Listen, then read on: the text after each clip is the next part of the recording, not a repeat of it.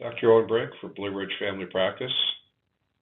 What are these 12-step programs that we keep hearing about? Alcoholics Anonymous, Narcotics Anonymous, Gamblers Anonymous, Sex Addicts Anonymous, Sex and Love Addicts Anonymous, Cocaine Anonymous. There are more 12-step programs than you could shake a stick at, and they all deal with the same underlying disease, addiction. No matter what substance or behavior you're addicted to, it's still the same disease, addiction.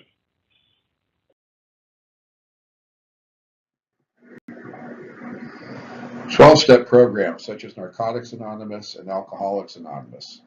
Addiction encompasses alcohol and all the other drugs that are abused, as well as numerous behaviors. When attending an AA meeting, it's best to introduce yourself as an alcoholic. You may wish to say that drugs were also part of my problem. At an AA meeting, the term addict is generally preferable to alcoholic. Again, the middle of the road term, I'm an alcoholic and drugs are part of my problem, works well in the AA meetings. Crossing the wrong term in the meeting attended may result in some grumbled comments from a member of the group, but if you will recall, the only requirement for membership is a desire to stop drinking or using. We're not in these meetings because we're so healthy, so when somebody complains about a term you used, remember that. We're there because we're not all there. There are a variety of other 12-step meetings. There's meetings for Sex and Love Addicts, Sex and Love Addicts Anonymous, Sex Addicts Anonymous, Overeaters Anonymous, Gamblers Anonymous. There are also meetings for the loved ones of the addicted. These meetings often will end with Anon, Al-Anon, Alateen, Narc-Anon, adult children of alcoholics, and CODA, Codependence Anonymous. Codependence is the term used for those who exhibit enabling behavior.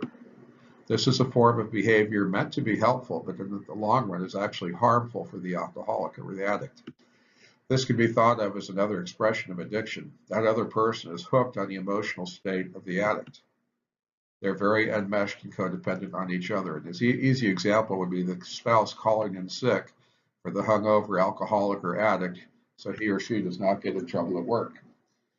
The line between helpful and enabling is a very thin line that seems to move over time. It's very helpful to have another person who is not emotionally invested, a sponsor in the Anon program, to help the addict or the loved one of the addict to navigate and determine the best course of action in various aspects of the disease of addiction, codependence, and the interaction with their beloved.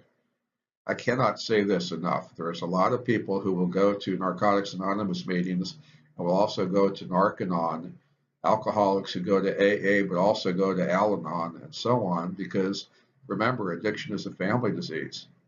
We're at these meetings because we're not right. Addicts tend to attract other addicts, so chances are you're attracted to these people. Your spouse may be one of these people. Remember that this is a genetic disease. Your parents or your children may be these people. So you're going to react to how they act. It's normal to react to other people. When your reactions are not healthy, it's nice to have somebody who's not emotionally invested in the relationship to be able to give you a little bit of an additional look, another perspective at how things are going with you and your loved one. These meetings for their loved ones also have their own 12 steps, their own sponsors for the family to work with. In a 12-step meeting, there will be the meeting before and the meeting after the meeting where folks hang out and chat. This is an ideal time to share what's going on in a newcomer's life. It's a great time to discuss problems, concerns, and plans to resolve the issues. The newcomer may come in and share with some of the experienced folks in the group, hey, here's what's going on with me, and here's what I plan to do about it. And of course, it may be an absolutely, totally crazy and off-the-wall solution because remember, we've got our distorted perceptions. We're doing the best we can to make decisions with these distorted perceptions. So after the other people standing around pick themselves up off the ground and stop laughing, then they may be able to give you some truly good advice that you would probably not have thought of any other way. Typically, the longer a person has been sober or clean, the better their overall mental and emotional health is.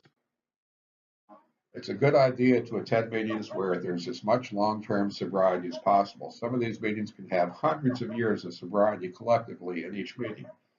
If you've got 20 attendees with 5 years of sobriety each, that's 100 sober years. Same as 5 attendees with 20 years sobriety each. Ideally, the most long-term sobriety is the one that's preferred. Often there's more long-term sobriety in AA meetings than there will be in NA meetings. That's not an absolute, but it is seen. At the same time, triggers to relapse will be different between the two groups. There will be differences between addictions to various substances and activities. It's best to include the meeting best suited to any given person's predominant addiction, but it might not be a bad idea to dip your toe into some of the other meetings from time to time as well. Many folks have multiple addictions. Remember, if you're an addict and you prefer using, say, heroin, you still cannot safely drink. You can likely cross-addict. Cross-addiction refers to stopping the use of one addiction only to pick up on another. When an addict stops using a certain drug, that does not mean it's okay to use other emotional or mind-altering substances or behaviors. Cross-addicting to another substance or behavior is a very real danger. Even if the opiate addict who hates alcohol could very easily become an alcoholic if they dabble in using alcohol occasionally. Those addiction circuits we talked about earlier in your brain, they're still there. The dopamine feel-good transmitter is still ready to be released in the nucleus accumbens. It's still the final common outcome neurotransmitter for all of these addictive behaviors and substances. Remember that. As important as meetings and sponsorship are, they wouldn't be much good without the full 12 steps of the recovery program.